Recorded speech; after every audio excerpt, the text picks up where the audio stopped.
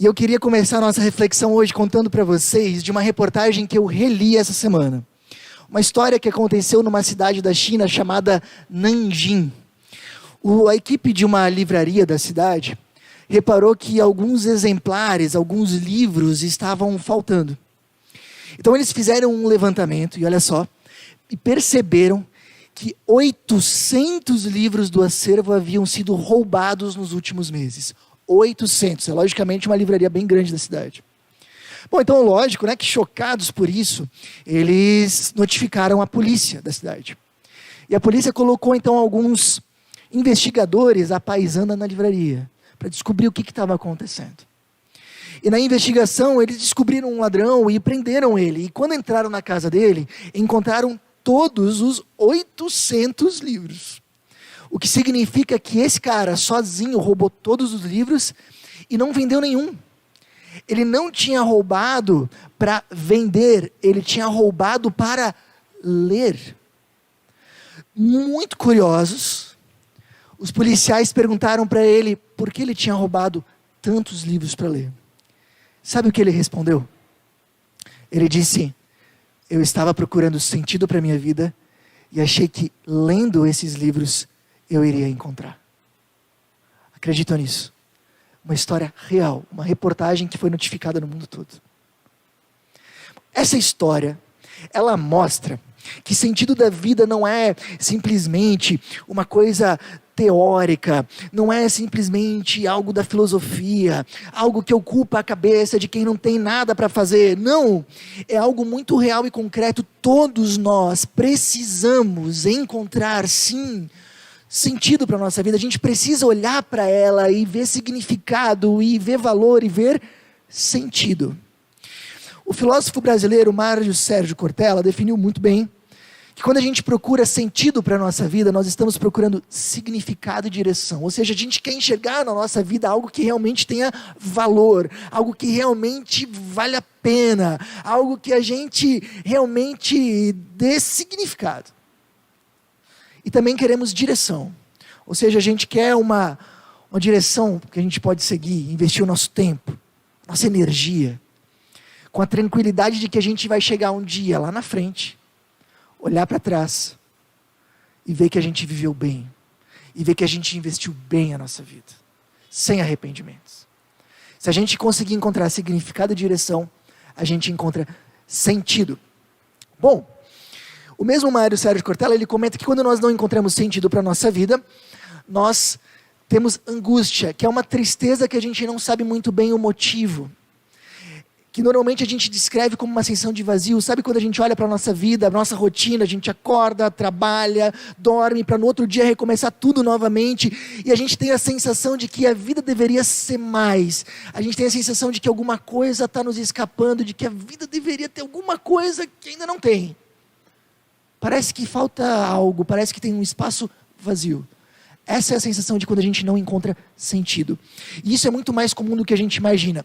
Um dos psicanalistas mais famosos da história comentou certa vez que todos os seus pacientes com 35 anos de idade ou mais tinham questões em aberto com esse assunto do sentido da vida. Todos os seus pacientes. Bom, a nossa proposta aqui nesses encontros é justamente essa. Nós tentarmos conversar sobre como a gente encontra sentido, ou qual é o sentido para a vida de acordo com a espiritualidade cristã. Qual é a resposta que a sabedoria milenar da Bíblia dá para essa questão de qual é o sentido da vida. Para isso, me permitam, eu vou fazer uma rápida recapitulação. Nós estamos no encontro 2, então a gente já fez um encontro na semana passada. Eu vou recapitular um pouquinho para que quem não estava possa estar no mesmo barco, e para quem estava também possa agora refrescar um pouco a sua memória. A gente conversou que quando a gente fala sobre sentido, existe uma palavra muito próxima, que é propósito. É um pouco diferente. Sentido é algo que vale a pena na vida. Propósito é a gente acreditar que nós fomos feitos por alguém e para algo. Então, por exemplo, esse microfone que eu tenho na mão, eu não acredito que ele se formou do nada, eu acredito que alguém o fez. Bom, e se alguém o fez, certamente fez para algo, tem um propósito. que é? Amplificar a voz das pessoas e tornar encontros como esse possíveis. Se esse microfone fosse uma pessoa, ele dificilmente seria feliz, realizado ou encontraria sentido se ele não vivesse como um microfone. Se ele vivesse como um peso de papel, dificilmente ele encontraria uma vida que vale a pena. Da mesma forma, nós fomos criados por alguém. Se fomos criados por alguém, fomos criados para algo. E a Bíblia fala em Provérbios 16 que Deus fez tudo com um propósito, inclusive a gente. Se fomos feitos por alguém e para algo, se nós descobrirmos para que nós fomos feitos, nós encontraremos sentido. Ou seja, nós só encontraremos sentido se nós descobrirmos para que nós fomos feitos e vivermos de acordo com isso. Essa é a ideia. Se encontramos propósito, encontramos sentido. E isso nos levou na semana passada, para quem estava, a nós viajarmos lá para Gênesis 1. Lá em Gênesis 1, a gente conversou um pouco sobre a criação do ser humano, e a gente viu que quando Deus cria o ser humano, de acordo com a narrativa bíblica, algo se destaca: Ele criou os seres humanos para serem a sua imagem e semelhança. Isso não significa que nós somos semelhantes ou fomos criados para sermos parecidos com Deus na sua forma física, mas nós fomos criados para sermos semelhantes a Deus no seu caráter. Ou seja, as outras pessoas, a criação, deveriam olhar para nós e dizer: é assim que Deus é. A Bíblia descreve a Deus como sendo alguém bondoso, amoroso, justo e tantas outras coisas. Nós deveríamos refletir esse caráter. Deveríamos ser como Deus é. E olha só, a partir disso, deveríamos representá-lo na criação. Deveríamos, junto com Ele, cooperar para esse mundo ser um lugar melhor, cultivar esse jardim que Ele fez. Mas isso tinha uma base.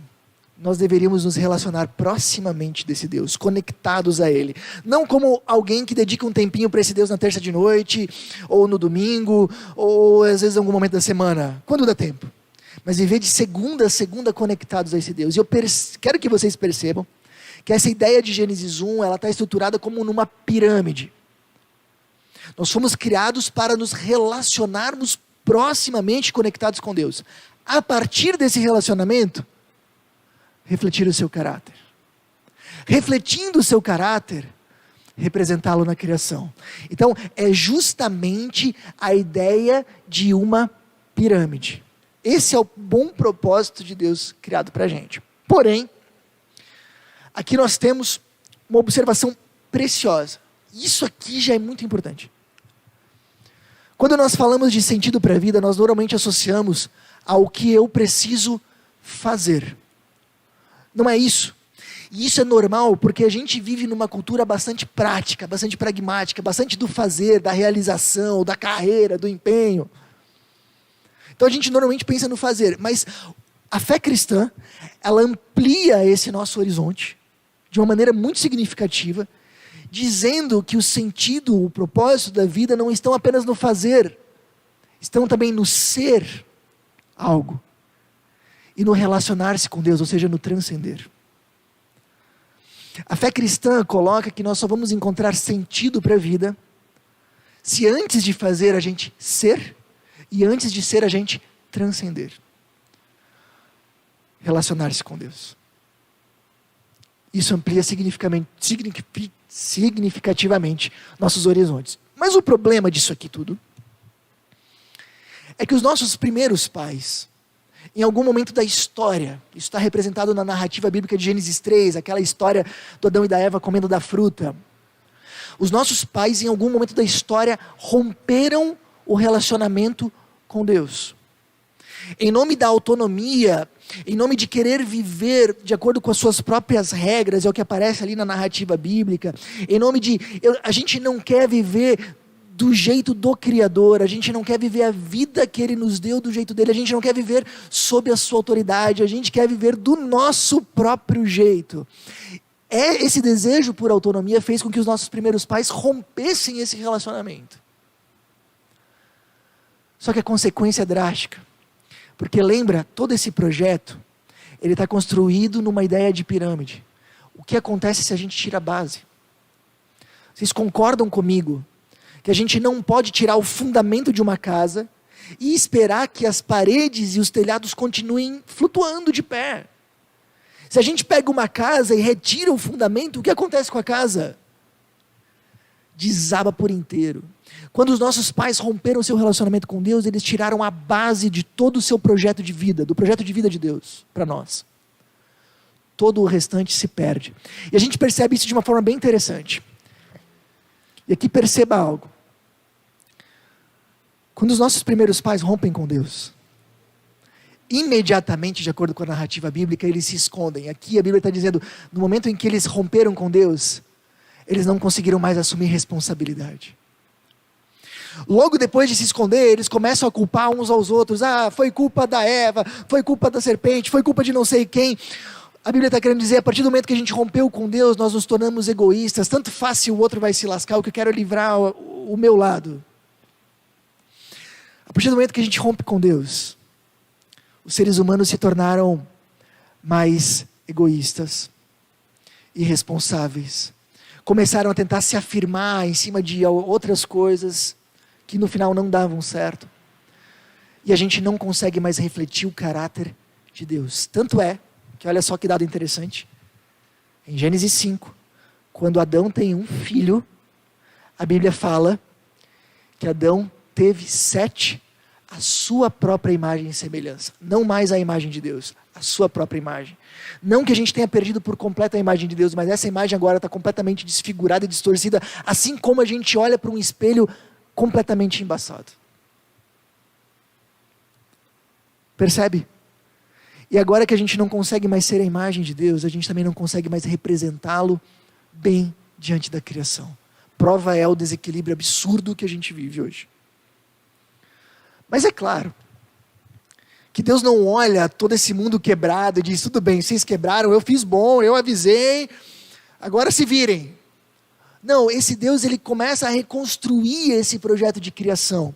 E a gente começou a conversar sobre isso na semana passada. Aliás, tem só uma observação aqui que é bem importante.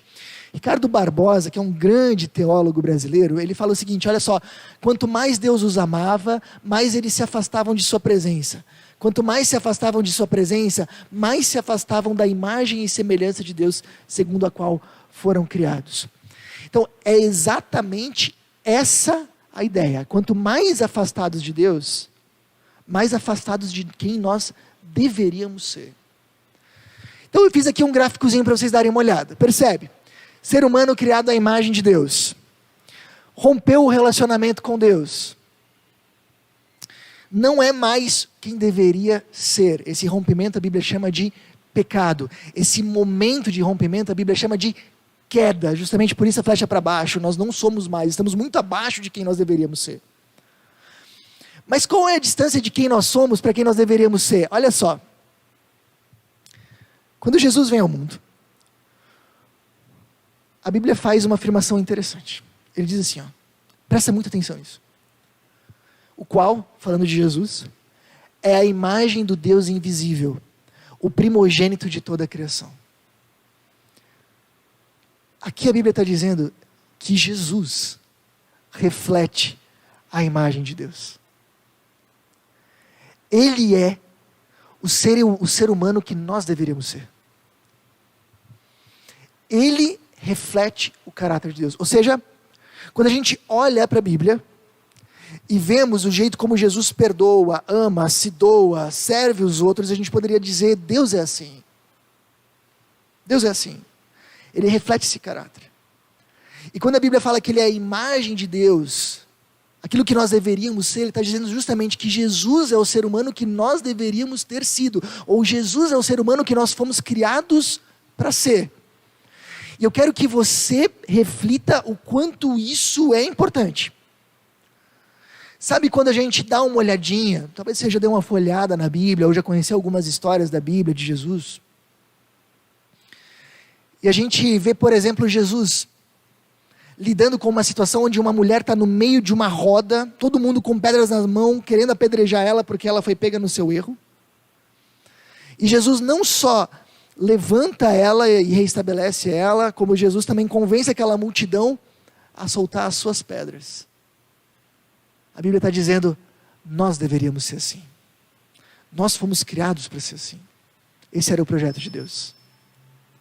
Ou, por exemplo, quando a gente vê Jesus diante de uma tempestade terrível, mantendo a calma porque confia que Deus está no absoluto controle da situação, a Bíblia está dizendo, nós deveríamos ser assim. Nós fomos criados para ser assim. Ou quando a gente vê Jesus nas suas últimas horas de vida, lavando os pés dos seus discípulos, sabendo que logo depois eles iriam abandonar ele, lavou os pés de Judas, sabendo que algum tempo depois ele iria traí-lo. Quando Jesus estava na cruz, sofrendo a pior dor e a pior vergonha possíveis, perdoando as pessoas que estavam aos seus pés, o crucificando e humilhando injustamente. A Bíblia está dizendo, esse era o ser humano que vocês deveriam ser.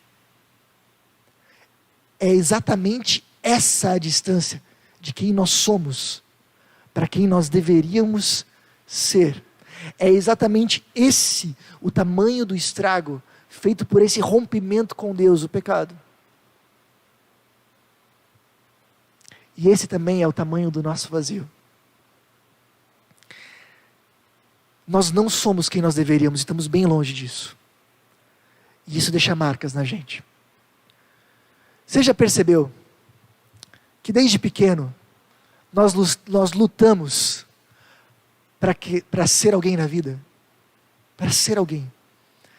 Por que a gente luta tanto, faz tanto, quer provar tanto para os outros, que nós somos alguém? Se nós já somos, a Bíblia vai dizer, porque nós fomos criados para ser alguém que nós não somos ainda. A gente tem esse vazio dentro de nós que a gente não consegue identificar, e a gente luta para mostrar para os outros que a gente é alguém. Só que a gente luta da forma errada. Vocês já repararam uma coisa? A gente hoje vive uma época em que a gente nunca viveu de uma forma tão confortável. A gente nunca teve acesso a tantas coisas, a tantas experiências. Eu sei que a gente reclama do preço das coisas, do preço da gasolina, mas nenhuma geração antes de nós viveu como a gente viveu. O meu avô possivelmente nunca andou de avião. Os meus pais andaram de avião depois dos 40. Eu andei de avião depois dos 20. A minha filha não tinha 2 anos quando andou de avião. Ah, Jorge, você é burguês. Não, não é isso. As coisas hoje estão mais acessíveis. A gente vive muito mais confortavelmente, tem acesso a muito mais coisa. Mas mesmo assim, a nossa ansiedade não diminuiu. A depressão não diminuiu.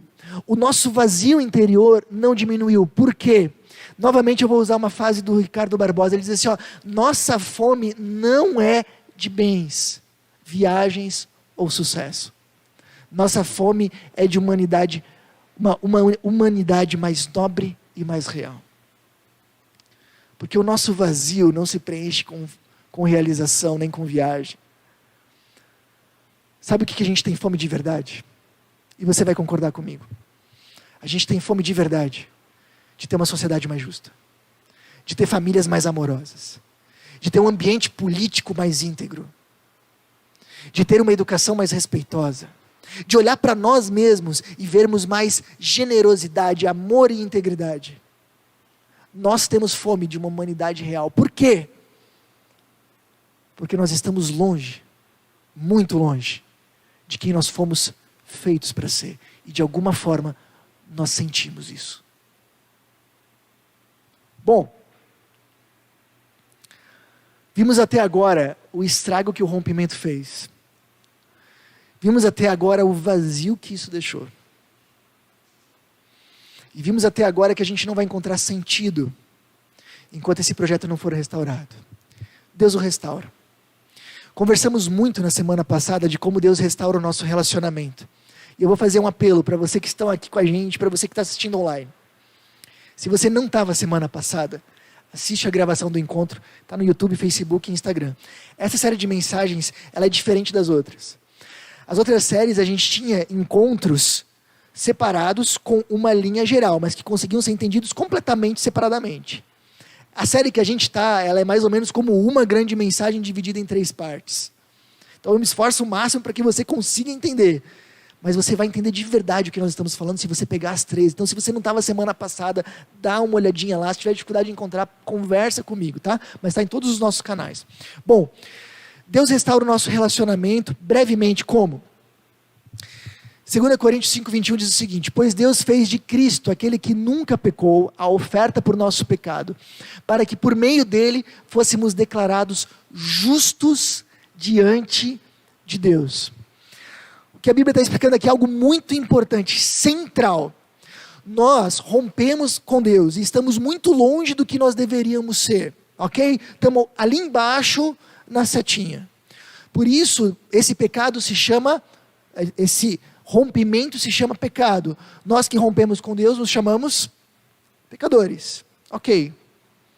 Jesus, como a gente comentou, reflete a imagem de Deus. Ele é realmente justo, ele é realmente bom aos olhos de Deus.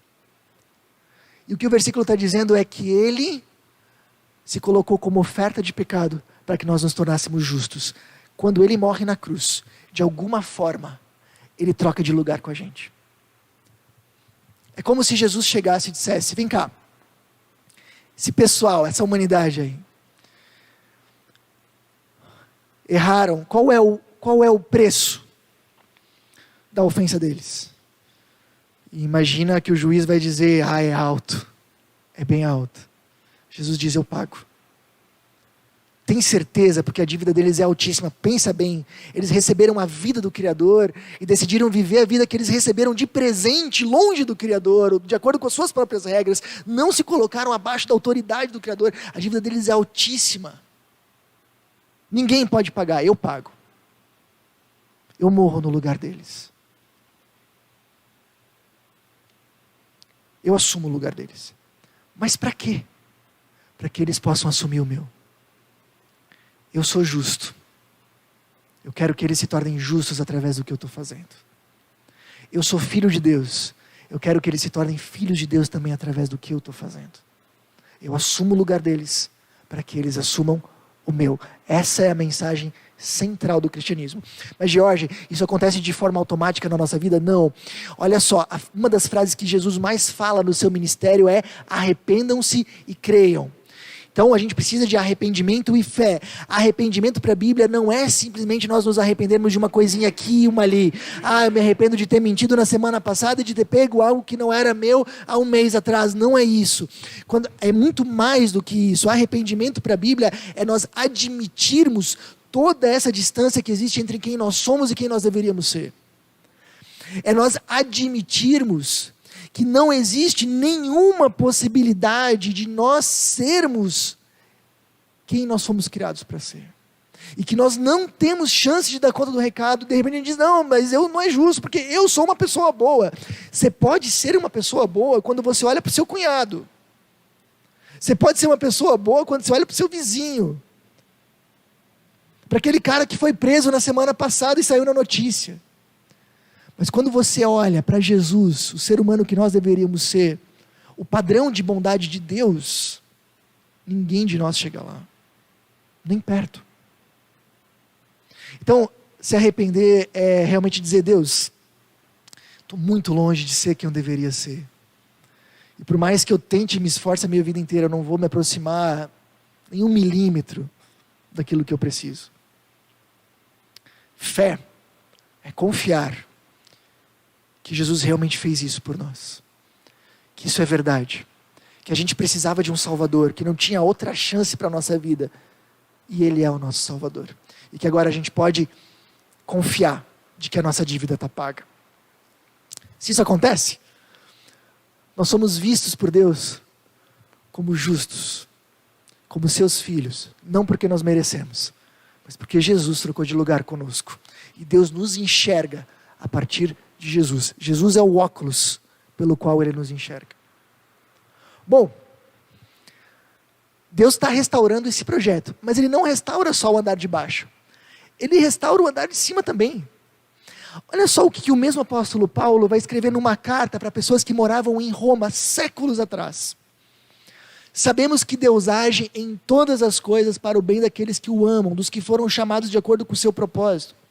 Pois aqueles que de antemão conheceu, também os predestinou, para serem conformes à imagem de seu Filho, a fim de que ele seja o primogênito entre muitos irmãos. Olha só, Deus age em todas as coisas para o bem. E aí tem muita gente que entende errado essa frase e acha que Deus age em todas as coisas para o nosso bem-estar, para o nosso conforto, para que tudo dê certo e que nossos projetos e sonhos se realizem. Não é isso que o texto está dizendo.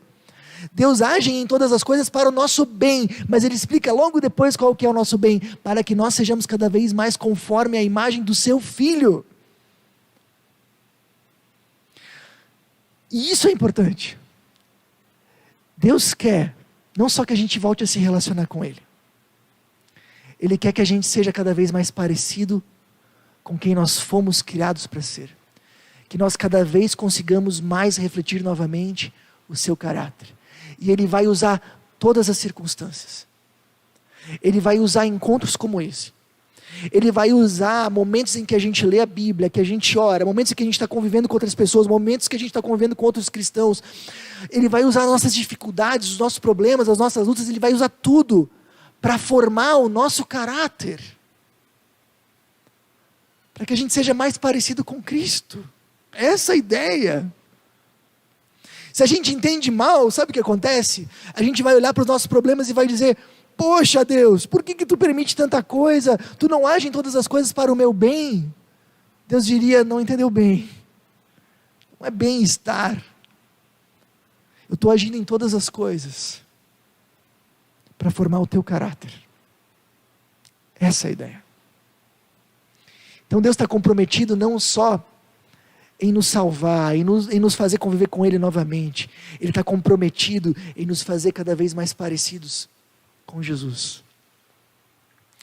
Rick Warren, que escreveu um dos livros mais vendidos da história sobre propósito de vida, ele fala o seguinte: essa perspectiva invertida trata Deus como se fosse um gênio da lâmpada, que existe tão somente para nos servir em nossa busca por realização pessoal. Porque Deus lhe proporciona um céu na terra, quando Ele já planejou o verdadeiro céu para você na eternidade. A gente quer que tudo dê certo, não é aqui o lugar ainda. E aí ele continua: Deus nos dá o nosso tempo na terra, para construirmos e fortalecermos o nosso caráter para o céu. Uau! Oh! Entendendo que Deus tem esse propósito na nossa vida, o apóstolo Paulo certa vez falou: sejam meus imitadores como eu sou o imitador de Cristo. O que ele está querendo dizer? Primeira coisa, aquilo que a gente acabou de ver. Jesus não está só comprometido em nos trazer salvação e perdão. Ele está comprometido em restaurar a nossa humanidade perdida. Ele está comprometido em restaurar a imagem que a gente perdeu lá no Éden. Segundo, o convite de Jesus não é só para que a gente o admire, para que a gente se empolgue com as ideias dele, ou para que a gente tenha um sentimento maravilhoso. Não, é muito mais do que isso. O convite de Jesus é para que a gente o siga, para que nós sejamos seus discípulos, seus seguidores. O que é um discípulo, um seguidor? Naquela época, um discípulo, um seguidor, que a gente vê no próprio caso de Jesus, era alguém que convivia com o seu mestre, e colocava o seu mestre como realmente a sua direção, e dizia: eu quero ser como ele.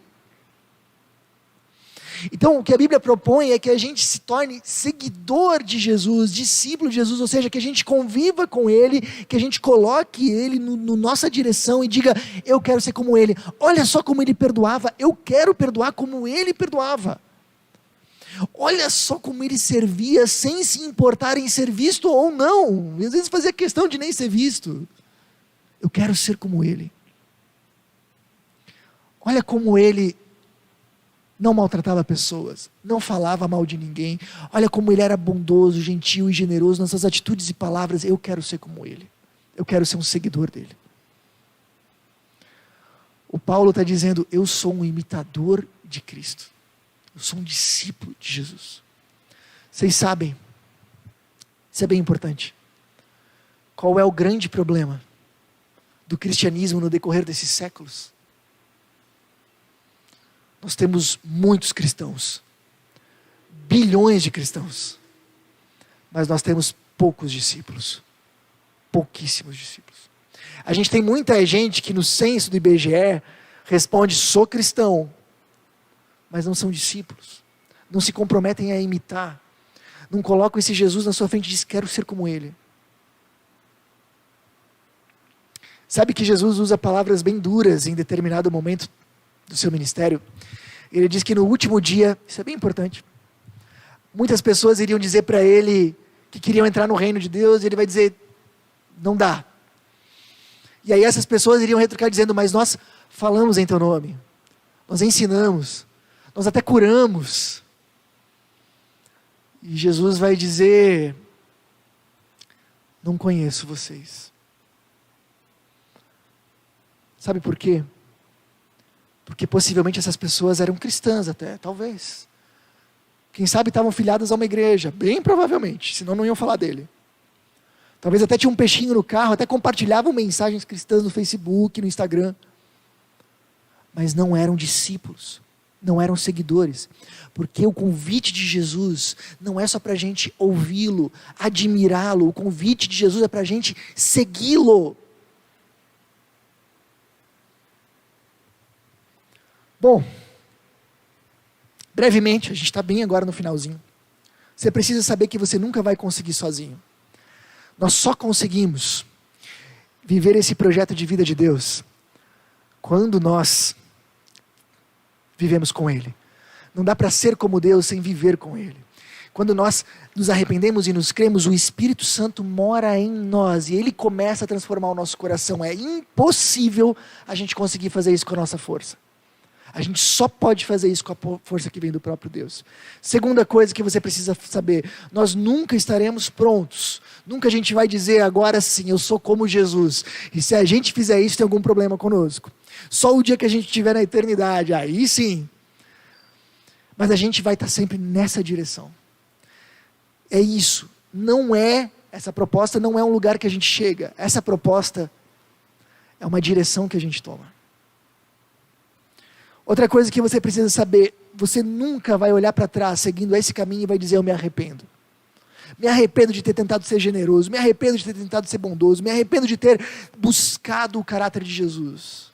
Essa é uma busca que vale a pena. O próprio apóstolo Paulo, que como a gente viu, dedicou a sua vida para ser como Jesus, apesar de não ser pastor, apesar de ser um empresário, ele chegou no final da sua vida e disse: combati o bom combate, escolhi a luta certa. Gastei, investi a minha vida da forma correta. Ele chegou no final, olhou para trás e não se arrependeu. Se nós encontramos direção e significado, o que nós encontramos? Sentido. Última frase do Ricardo Barbosa: é diante de Cristo e da contemplação da sua humanidade gloriosa que Paulo encontra o sentido de sua existência. Você foi criado para viver com Deus. Enquanto você não viver com Deus, você vai estar sempre buscando preencher um vazio nas coisas erradas. Conversamos disso na semana passada, explicamos isso com detalhes. Você foi criado para refletir o caráter de Deus. E enquanto você não estiver nessa direção, buscando ser cada vez mais parecido com Cristo, você ainda vai ter um vazio, que você talvez não vai saber como é, mas é fome de humanidade. Sua alma deseja ser o que você foi criado para ser, mas não é. Queria que você pensasse agora nas seguintes coisas. Você tem buscado ser alguém a partir do que você faz e do que os outros falam, ou você tem buscado ser alguém a partir do que Deus faz e fala? Esse é o foco que muda tudo. Segunda coisa que eu queria que você pensasse: você tem vivido como um discípulo de Jesus? Ou para você ser cristão é mais um nome, alguma coisa que você preenche no censo? Terceira coisa: quais áreas da sua vida precisam se parecer mais com Ele? Essa é a pergunta que eu me faço todo dia e vou fazer para sempre. Decida. Reconhecer que a distância entre você e quem deveria ser é impossível de ser vencida. Não tem como você dá conta desse recado sozinho. Arrependimento. Decida aceitar a salvação oferecida por Jesus Cristo na cruz. Você tem um Salvador, só precisa aceitar isso. A salvação é presente. Decida tornar-se um discípulo dele. Eu sei que tem muita gente que não deu esse passo. Decida ser um seguidor dele, um imitador dele. Último, decida avaliar a sua vida a partir do caráter de Jesus e buscar transformação. Da maneira como Jesus era, do caráter que ele tinha. O que você precisa mudar? Talvez coloque isso diante de Deus em uma oração. Deus, eu preciso aprender a perdoar, me ajuda. Deus, eu preciso amar mais, me ajuda. Deus, eu preciso ser mais generoso e mais desapegado, me ajuda. Deus, eu preciso ter mais vontade de estar perto de Ti, me ajuda. Me transforma.